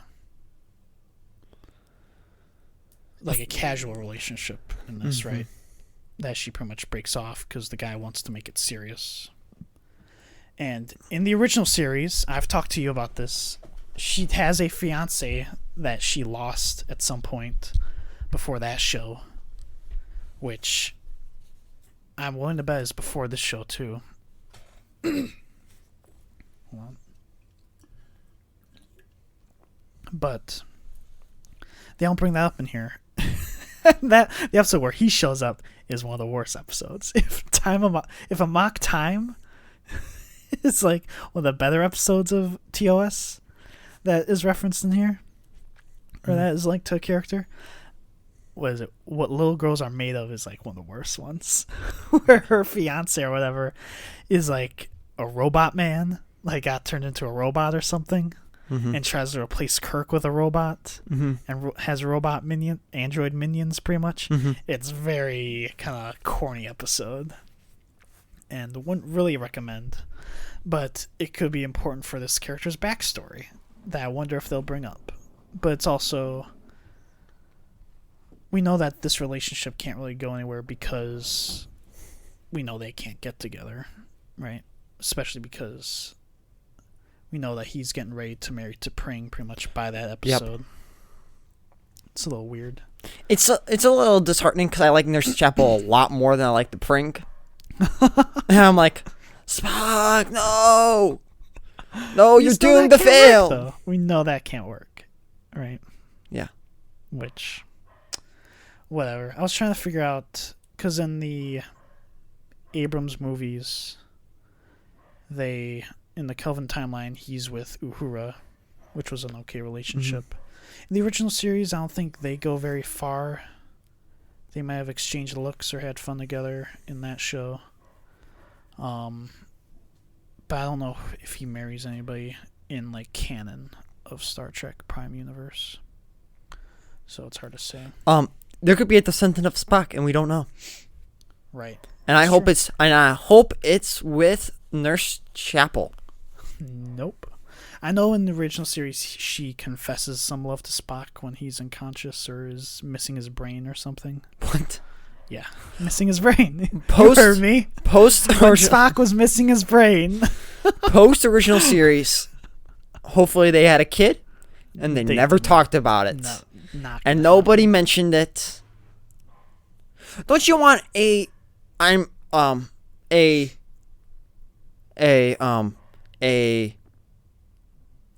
what's another Spit it out, come on. What's the name that rhymes with Spock? Cybok? Spoke. I'm the son of Spock's. I'm Spock's son. What if it's a daughter, dude?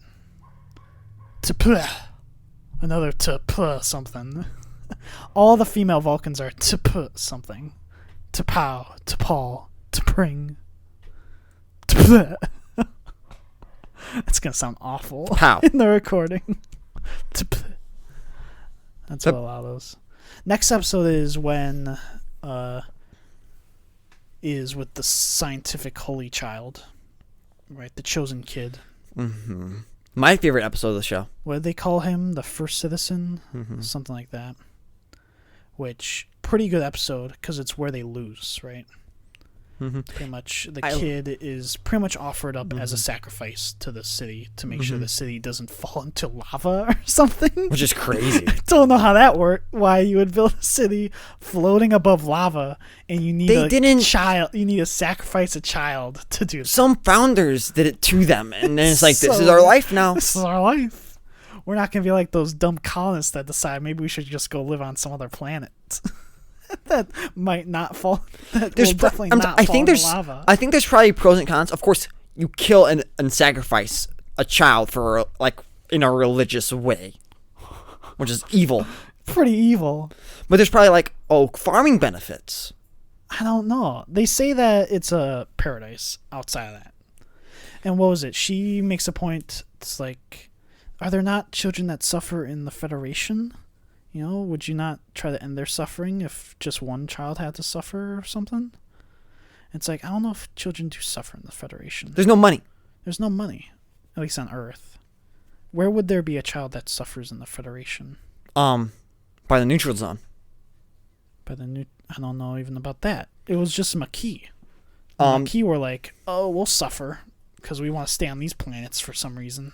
All the what's the alien species in Enterprise that they go to? That Xindi? Yeah, the Xindi. All the people that suffer by the Xindi. Suffer by the Xindi. The Xindi ended up being okay though. Eventually. Outside of the insectoids. Yeah. No, we had the same idea. We had the same idea. Or the reptilians? Yeah, the insectoids are terrorizing all those people. The actual humanoids and arboreals or whatever. Xindi are complicated. Yeah. Aren't they? The people suffering by the Klingon War that just happened 2 years ago. 2 years ago. I guess.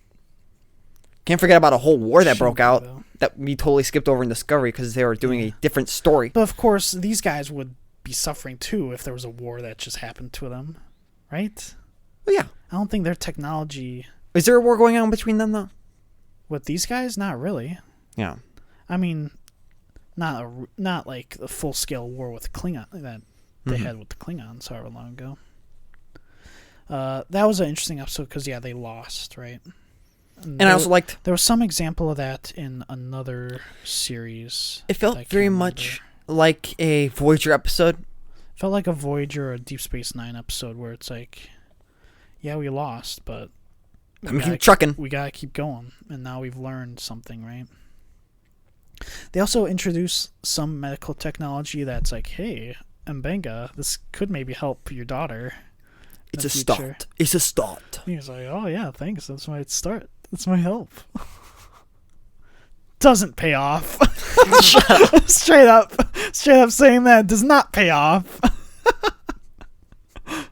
Then the next one is the Serene Squall, which was the pirates, space pirates, which... That was okay. I don't know if this is the weakest episode. I didn't care for the Captain Angel character. I think your favorite episode with the body swap, the Pring episode, is the weakest one. I don't know. I don't think that's the weakest episode. No. In my opinion, it is. I think that one. I think this one, the Pirates or the Ghosts of Illyria, could be the weakest one too. Children of the Comet is okay. Space Pirates is alright. I just don't care for Captain Angel or whatever. I felt like I was able to predict that this character was gonna be evil either way. You know what I mean? So I did like the twist at the end that it's about Spock's half brother. I did like that. I hope we see a bit of that. Supposedly we will be seeing that. I have no doubt. Yeah. I want to rewatch Final Frontier. I want to watch a lot of original series episodes after this show. Yeah, there's a lot of that. There's I'm pumped up for Star Trek again. Yeah, but we can talk about that more later. Yeah, this is really, yeah. Then there's the Elysian Kingdom, which is the fantasy. This is the Mbenga episode, right? Where the Enterprise has become the storybook's fairy tale land. And this one's fun. I think it's just a fun episode. It reminded me of like a Next Gen episode. Like, we're all in Robin Hood now, right? I'm not a merry man. I'm not a merry man. Yeah. Your impression was a lot better than mine. And Hemmer has like a bit more to do in this episode too. This is like the most Ortegas has more to do. I didn't like Ortegas in it. Ortegas was annoying because she wasn't even Ortegas in it. She was some knight or whatever. I don't get La'an was actually like the opposite of what she normally is like. Yeah, I liked that. I liked seeing her as like a different, just like totally different from what she is. Wait, you're a girl? What, La'an? Like, right, instead of like a bit of a tomboy, right? She's like girly girl princess. Yeah. Which was funny to me, right? Mm-hmm. That could have been like, I'm not a merry man. It's pretty good. It was the opposite of that, which is I'm totally this character now. But I liked Hemmer in that. But this is where you get the resolution of Mbenga's storyline, which is I'm not going to invent anything, but my daughter's just going to be taken away by some space entity. And then she'll grow up in half a second and be like, "No, it's okay, Dad, that you sent me away. That you let this entity take me away." It's just crazy, dude. Right? It felt like we talked about this. It felt like the writers had this in mind, and that this could be like a multi-season arc for him, or something, or there could be some better resolution for that. But then the writers then realize we don't know where to take this anymore. Yeah. That it wouldn't have been interesting to just find technology or whatever, right, to save her. And that they might have not even wanted her to become an actual character. They didn't want a child on the Enterprise, on this version of the Enterprise. Which is absurd. I wanted her to be the kid of the show. I don't think you can do that in the original series era, though. Oh, I know you probably can't. But dude, just do it. They don't fully say that you can't. So do it. It really felt like we don't know what to do with this. Get rid of it. Get rid of this plot. Like some other, like the director of the episode was like, we don't need this. Yeah. I wonder if they were expecting a season 2. I don't know. It was very, very bizarre. It was so jarring. You're saying bizarre a lot. Stop talking. We moved on from Superman Lois. I say bizarre a lot, okay? But yeah, it just felt random, like a random conclusion of that. Everything else in the episode was like, this is just fun. You know, like how in Voyager, how they keep on saying, we've cut this many years off our trip due to this one planet we saw. Mm-hmm. I expect that to be like Mbenga, which is like... It's like, we're one step closer to saving that kid. No, it's like... But I would have hated that, though, too. It's like, just get this girl out of the transporter. I don't let her live her life or something. I don't know. I wouldn't have liked that. So, I'm almost happy that they got rid of that. No. We needed a little kid. We needed a kid in the show. But then you just gotta cure her. Maybe would you have preferred the entity just to have cured her? Yeah. I might have preferred that, yeah. I could agree with that. Because think about it. We got Wesley, Jake, Black. Naomi. You're not bringing up Nog? Nog was gone for a lot. Okay. Well, he was gone when Jake was an adult, pretty much. When Jake was taller than Ben Sisko. Yeah, Right? You're right. Yeah. So he was always shorter than everybody. Yeah. So either way, this was gonna be the kid of the show. But They it's not, though. they bailed out of it. They bailed out of it and made her an adult right away. It's like, Dad, it's okay. It's all right. When I was watching that, I'm like, I don't even know how to process this. I was like, wow, they really didn't care about that story arc anymore. They were done. They flicked a switch and they said, It's just strange We done because now. they introduced like the one episode. It's like, oh, here's a step towards finding a cure, and then it's like, no, it doesn't matter. yeah. That's what was strange to me. It's not even like, oh, we've never heard of him getting any closer. It's like, no, he's supposedly been maybe getting closer. And then this episode's like, no, I'm not getting close. I'm not really getting closer. I'm having trouble. And then I'll give my kid to some space entity. It was just like a snap. Yeah. It could have been done so much better. But again, I liked Hemmer in in that one. I liked him playing a wizard. I liked him playing off like, yeah, it doesn't affect me. Right. I'm like, that makes sense. Because he's an AR. And before that point, we were all like, where did Hemmer go? Where's Hemmer? We haven't seen Hemmer. Because he didn't show up in the pirate episode, and one or two before that as well. Mm-hmm. Yeah. And then the next episode is the horror episode on the crashed ship. So they are, and then there's the baby Gorn that go around to kill people. Uhura is gonna be sent off, and Hemmer dies.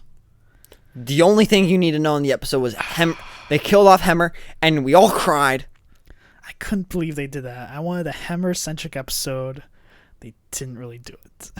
And it was such a sad send-off, too. Just like he gave, this pretty good advice to Uhura that I can't remember off the top of my head.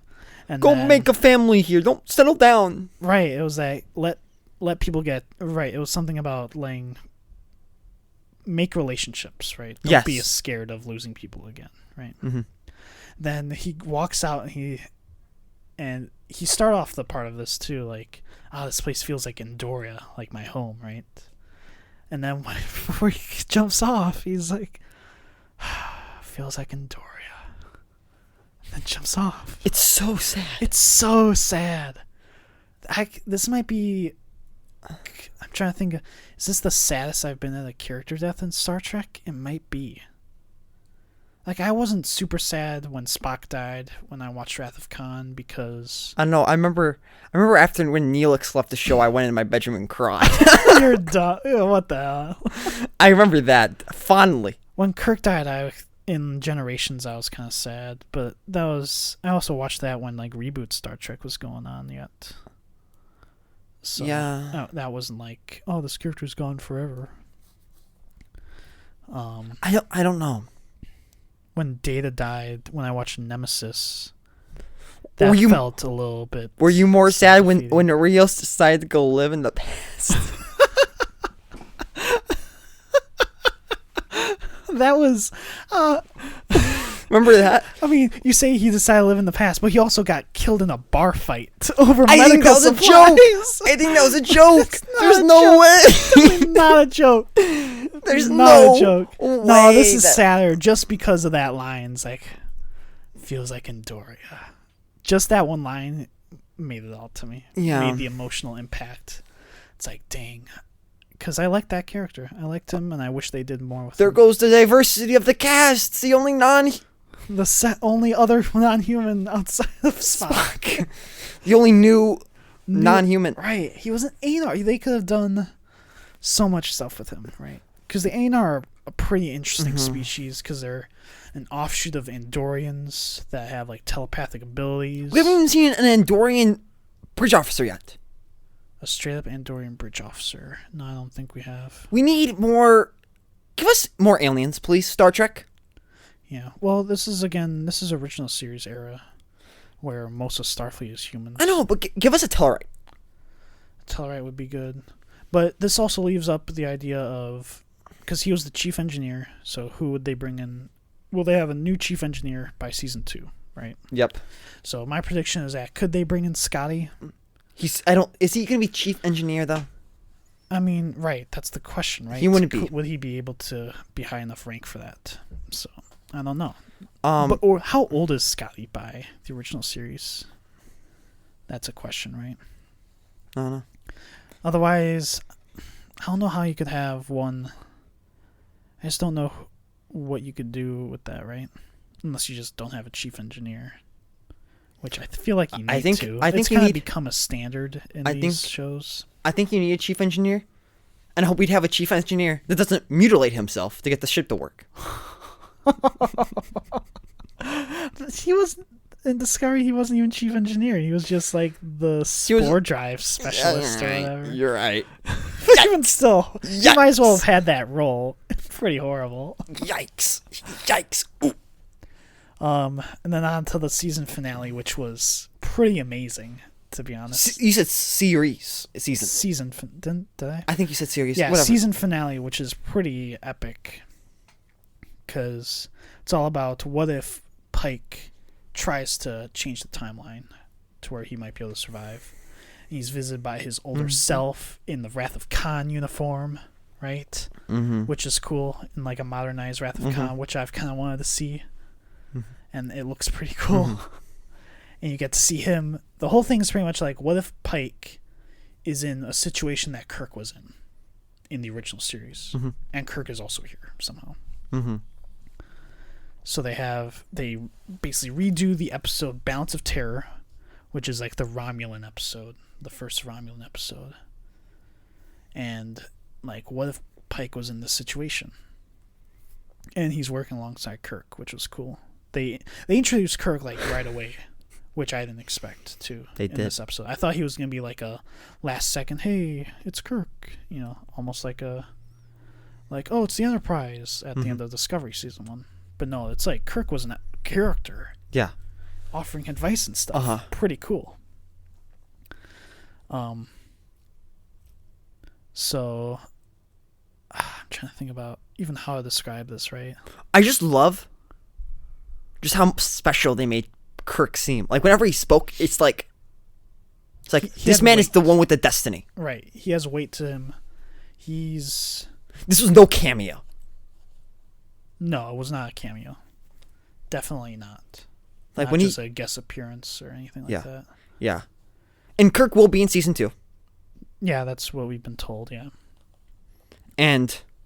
But this whole thing is about like, Pike, if you survive or if you change the timeline and, you will screw up the future and there'll be horrible consequences. You're basically going to switch fates with people and make things even worse. It'll only get worse.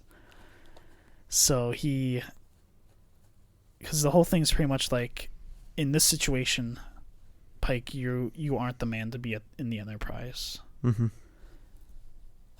And what if he steps down? Theoretically, you could save those lives and then step down. Because now he does know the future. He knows that future, but again, it's time travel. Yeah, I think even if you step down, he just knows like no matter what you do, it balances out. It's always gonna get up worse. It's like there was an analogy in The Flash. I think I've said it in here that when you break a cup, you can put the shards back on, but it won't ever be quite the same. It's still gonna have an effect on things. And this, it could even be like you have a rope that's like twisted up. And you can keep trying to untwist it, but you've put a knot or something in there that you're not going to be able to untie unless you just straighten it out. Yeah. That's kind of how time works. Yeah. Time travel. That's how they're trying to explain it here. And that it's kind of interesting to see that they're almost criticizing Pike's command abilities, right? Blatantly. Like, at least in this situation, right? It's that... Because what was it that even... Because the whole thing is that Pike causes this war with the Romulans because he's too passive almost, right? That he wanted to try to cooperate with them, but ends up causing the war instead. By trying to cooperate. And it's not even because the other captain's like deceitful, but it's just the Romulans themselves are like totally go against it. It's kind of brutal to Pike, isn't it? It is, and it's good. Yeah. It's really. It just. I have no words. And having Kirk there to be the sort of to have that conflict, like, well, this is how you should do it. And it's ripped straight from an original series episode. Yeah. So if you don't remember that episode, you still have. Here's what the decisions that Kirk would make, because this is him relaying the ideas that he would have had, right? It's really cool and well done. And of course, Scotty cameo. There was a sort of a tease of a Scotty, right? Like, he was definitely on the Enterprise by that point, but this is 7 years in the future, so there's no confirmation that he will. They don't show him his face. They show like his arm pops through a door, and you hear a Scottish voice. Yeah. And it's kind of funny. So him and Kirk are pretty much in this episode in terms of other legacy characters showing up. Yeah. We're also not sure if Uhura is going to stay around, right? Because she was supposedly leaving. She's staying around. You think she's Stop staying around. thinking that. My brother has been going crazy. Uhura's leaving. She's gone. She's gone by the next episode, She was done with her rotation. She's getting an extension. Pike offered her a position. But she's a cadet. What does that mean? That can be changed. Whatever. Pike has some pull. A Starfleet command. Whatever. Okay. So yeah. But really, for a finale, it was really cool. Oh my gosh. This finale. Like, I can't stop thinking about it, really. It hit so hard. Yeah, because that's a really good episode, and it's not even just like a retelling of it. I don't know. It's very... Yeah, it's pretty cool. Why hasn't... Okay, you need to explain to me. Okay. Why Star Trek hasn't been like this the whole time. Because I've been saying this is what Star Trek should be like. Because people have been wanting to do more of their own things. I don't know. It's kind of been like what happened with the Halo series. Like, we'll take Star Trek and make our own thing out of it, right? We'll have certain elements, and this is just very refreshing, right? Super refreshing after the discoveries in Picard and stuff. That this felt just very true to Star Trek and the science fiction of that Star Trek, right? So those are the reasons why it's so fun. It's so refreshing, especially not even just with Star Trek, but with like all types of TV, really. Yeah. Like, there's no other series I've watched of recent history that's been like this, right? Yeah. Because everything is, everything else is like you're watching a 8-hour movie. Yeah. Cut across like 8 episodes. Which, for something, that's good, right? For a lot of things, that's cool. For Obi-Wan? It can be interesting, right? For like Obi-Wan. It's like, it works. It works. Right?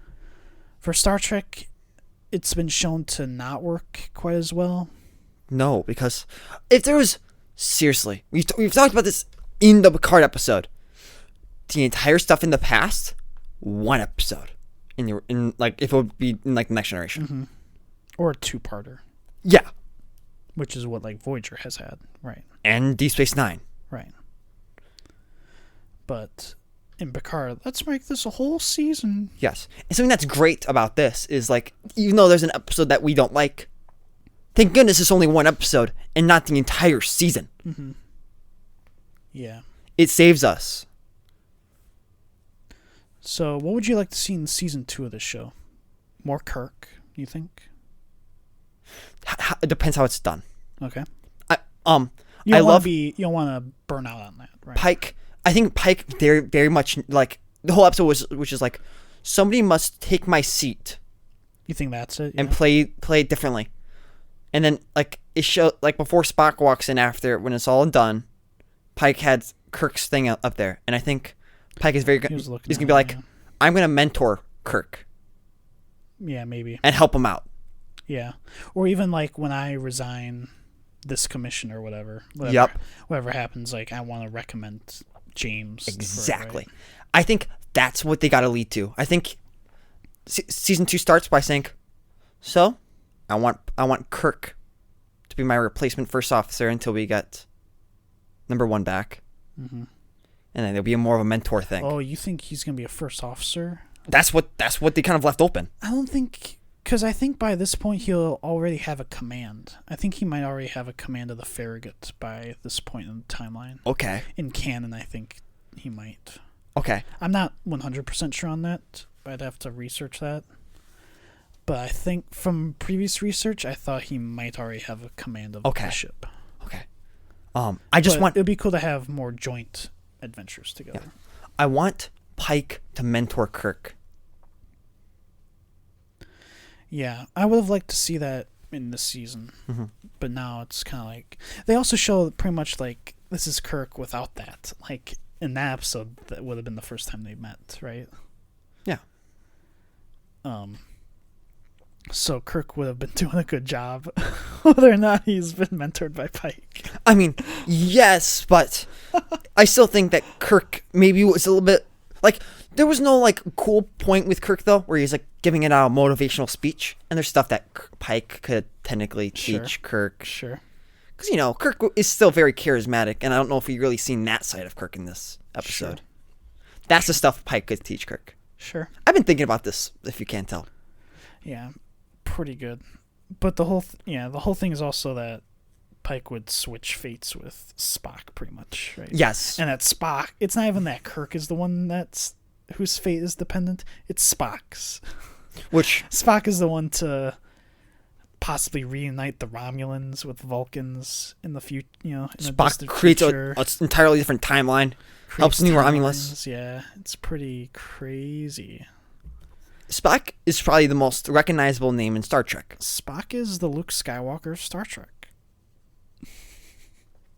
I won't say that. I think he would probably be the Darth Vader, but not the villain. Darth Vader's a villain, though. I don't think that matters. Recognizable face, Spock. Kirk is... That's implying he's the main character. You're implying he's the main character. the main character. Of Star Trek? I don't know. It's Kirk. Kirk's the main character of Star Trek. Spock is the Yoda of Star Trek. Fine. We'll settle. Except Spock does things. Bam. Instead of Yoda living in a swamp. Who's calling him? And it's not thinks Yoda. He does a lot of things. For some reason. Defended slavery. Defended slavery. Yoda. The Master and Apprentice book. Check it out. Read it for yourself. There he goes. Read it for yourself. Proof. Defended slavery. Should we give our review? Oh yeah. So, was there anything else you want to see in season 2? I hope the La'an. Did I say it correctly? Do I get a check? Yeah. I hope she comes back right away. I don't want her to be gone for too long. Maybe that could be like the first episode. Right. They kind of left it ambiguous what she's doing, right? First episode of this season. Number 1 is gone, and then she needs to be rescued. Season 2 starts. La'an needs to get rescued. And we have to save her. Also number 1 though. I think number 1 will be the overarching thing for next season. Okay. Pike's internal conflict stopped. He needs a new one. Number 1. Hopefully this doesn't become a Battlestar Galactica, where it's just in a court. Something that this finale also did is that, something I've been asking myself is like, what's really the difference between Pike and Kirk? This is it. Right? And this shows that there is a difference in terms of how they have made decisions and aggressiveness and that sort of thing, which I appreciate. Because that was a question I had. It's like, is this Pike really all that different from maybe a Kirk? Like, if they decided to just keep going, would you tell a difference if they swapped out the characters? And here they do kind of show that, which I liked. I really loved the show. Yeah, me too. And that's why you give it a 1. You give it a 1 must watch. Do you think you should watch other Star Trek before this? That's the hardest part, because I feel like maybe you need to watch that one Discovery episode. I don't know if you need to. I think they kind of recap that pretty well. I think maybe even watch the original series before this, though. Oh. Watch a select number of original series episodes. I think that's the only thing maybe that it's possible you need to watch, but you probably don't even need to watch that. Yeah. in my opinion. So, but I give this a 1 as well. So that's a total of 3. Good. I would have had to use my veto on you if you gave this. All right. So that's our episode. We've been going for a long time. We're at 1 hour and 55 minutes, dude. Okay. I know that we're going for a long time. Thanks for listening to this episode of Fast and We Lightspeed went Podcast. Check us out on Twitter. Well, I haven't posted anything on Twitter forever, but check us out on our website, fastandlightspeed.com. Are we supposed to review Thor still? No, we're reviewing that this weekend. And this has been your Captain Kenny Lightspeed with my EXO Joey. And this has been the Fast and Lightspeed Podcast.